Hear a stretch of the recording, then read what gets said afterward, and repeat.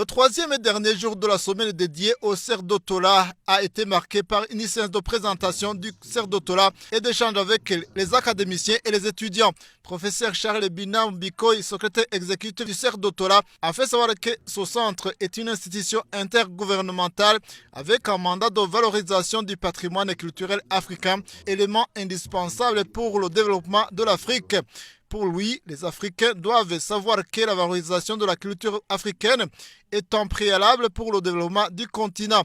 Il a encouragé la jeunesse africaine à s'emparer des nouvelles technologies de la communication, pas comme importateur des autres cultures, mais comme exportateur ou canal de transmission de la culture africaine. Charles Binam Bikoy a aussi précisé que le choix du Burundi pour abriter le bureau régional n'est pas le hasard.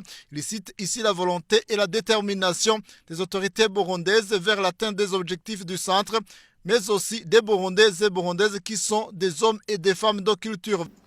Le Burundi est un pays peuplé d'hommes et de femmes de culture. Donc vous devez vous réjouir. C'est une juste reconnaissance de ce qu'est le pays. Et la position du Burundi, à nos yeux, est une position tout à fait symbolique. Nous sommes à quelques encablures de la source du Nil ici. Je ne vous apprends rien. Mais la source du Nil, c'est la source de la vie. C'est le cœur de l'Afrique qui bat, n'est-ce pas? Et c'est la rencontre entre la forêt, les montagnes, la savane, les lacs, les grands lacs. C'est le Burundi.